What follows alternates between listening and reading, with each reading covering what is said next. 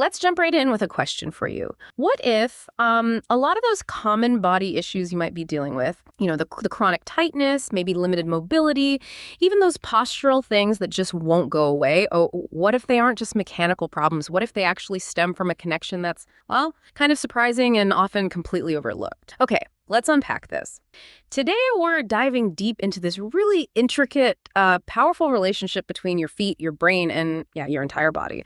And the material we're digging into, it's excerpts from Feet, Brain, and Body, the Sensory Reboot Protocol. It doesn't just explain the connection, it actually lays out a simple, pretty powerful protocol to reset it for lasting change. So our mission today is to really get why your muscles might tighten up unevenly, maybe more on one side than the other, and how your feet, literally your feet, can shape everything from how well your hips move to, like, how balanced your shoulders feel, and most importantly, what you can actually do starting today to unlock some real lasting change by going right to the source. Yeah, it's fascinating, isn't it? Because what's really key here is how fundamentally our brain interprets the information it gets from our feet and how that interpretation then shapes, well, everything else. This isn't just about, foot mechanics like pronation or arch height, the usual stuff. It's about these profound neurological responses. And that's precisely why so many traditional approaches, things like stretching or strengthening isolated muscles, often just miss the mark. They don't address this root connection. Right. And the source material, it kind of lays it out bluntly right at the start, calls it the hard truth. Basically, your brain controls every single movement, every inch. But here's the kicker.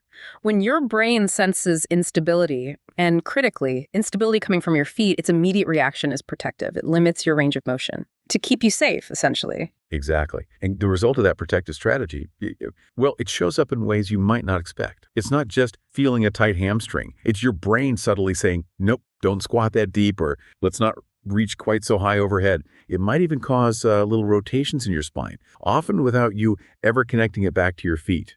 What's so crucial to grasp is that these aren't just mechanical failures. Like, your hip isn't inherently stuck. They're neurological responses. Your brain is basically running a survival program. And even if that program over the long haul leads to pain or discomfort, the brain's initial priority was perceived safety, not necessarily perfect, effortless movement. Wow. That really flips the script on how we usually think about movement, doesn't it? I mean, we're always told, build stronger muscles, get more flexible. But this research says, hold on, it's fundamentally about input first. So think of your foot like this incredibly sophisticated sensor array, packed with receptors constantly feeding data upstairs to the brain, real-time updates. So the obvious question then is, what happens if that input gets fuzzy or distorted? Maybe because of those super cushioned shoes we wear, or maybe an old ankle sprain you barely remember, or even just walking on hard, flat floors all day long. The material says the brain's response to this unclear data is to basically tighten everything above the feet. It's trying to create stability artificially because it's not getting reliable info from the ground. Yeah, it's like trying to navigate with a glitchy GPS.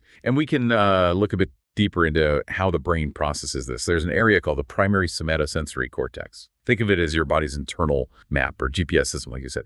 Every part of your body is represented there. And what's really remarkable is the sheer amount of real estate on that map dedicated to your feet, especially the arch, the heel, the toes. It's huge. Why? Well, because balance, fundamental stability, it all starts right there. The brain needs that foot data. And the feet are just packed with these incredibly sensitive receptors. You've got Merkel cells for pressure, Meissner corpuscles sensing light touch, Pacinian corpuscles feeling vibration, Ruffini endings tracking skin stretch. It's a lot. All this rich data streams in, gets processed in milliseconds, and directly shapes the brain's movement decisions. This info feeds right into the motor cortex. That's the command center telling muscles what to do. But here's the catch, and it's a big one. The motor cortex really only gives the green light for full, free movement when it trusts the incoming data. So the equation becomes pretty simple. Poor input equals poor output. Restricted, hesitant movement.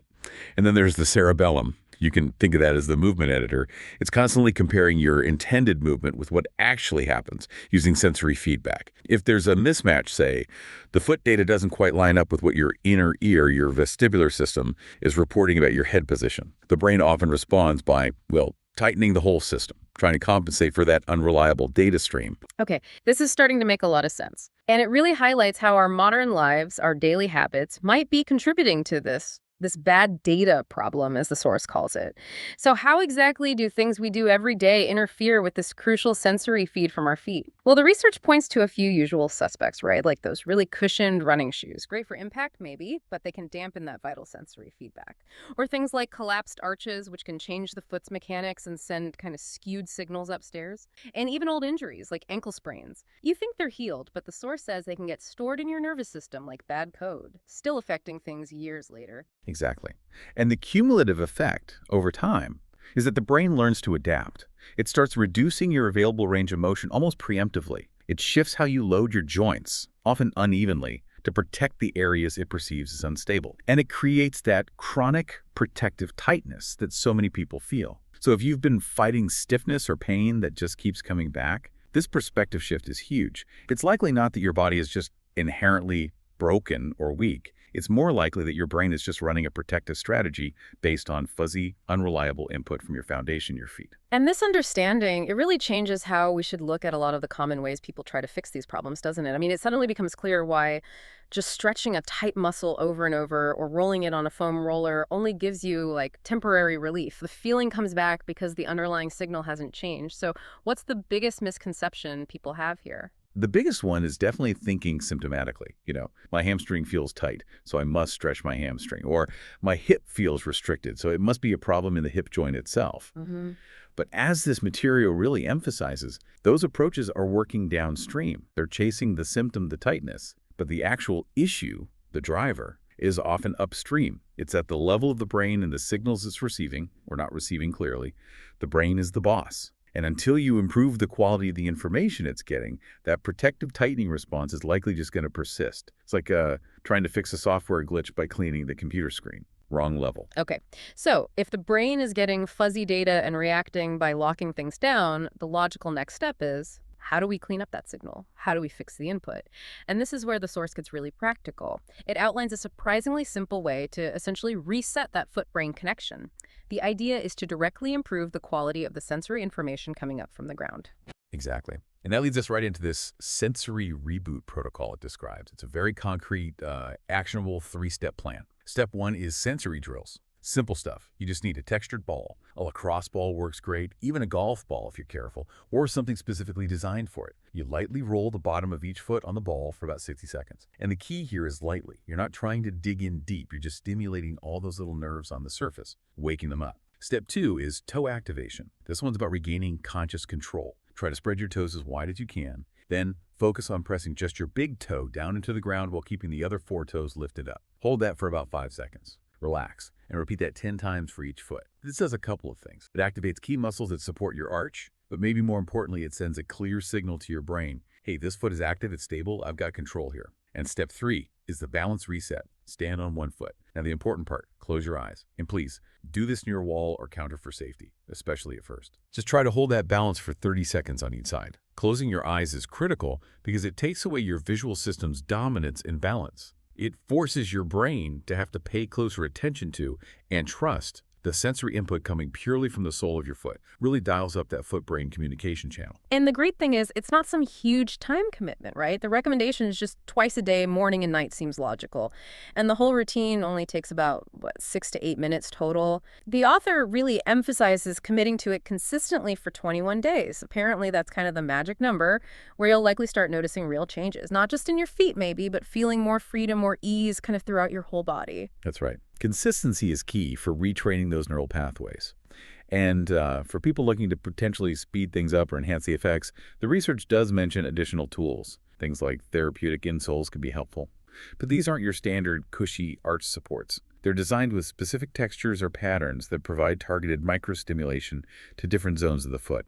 The idea is to continually amplify that sensory feedback loop to the brain throughout the day, reinforcing those clear signals. Sort of like a constant, gentle neurological reminder. So when we bring this all together, the core message is incredibly powerful and actually pretty simple at its heart. Your body moves based on what your brain tells it to do. And your brain makes those decisions based in large part on the signals it's getting from your feet. Absolutely. If you connect that to the bigger picture, it means many people might be living with limitations. Tight hips, restricted shoulders, weird posture things. simply because their foundation, their connection to the ground via their feet, is sending fuzzy or incomplete signals. And the really empowering takeaway from all this is if you change the input, the brain can change the output. You can literally retrain your brain's movement patterns by improving the signals from your feet.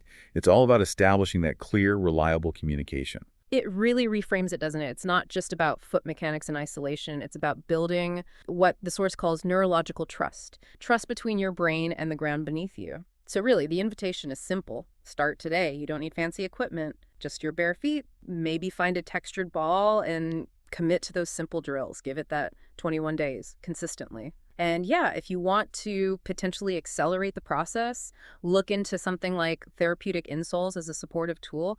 You genuinely might be able to reshape your posture, unlock mobility you thought was gone, and move with less pain. It really does start from the ground up, and you can start right now.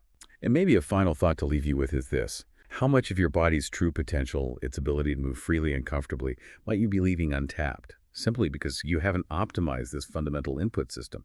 What if lasting change isn't just about pushing harder in stretches or lifts, but about reestablishing that clear, dependable conversation between your feet and your brain? It really becomes about training your brain, not just your body,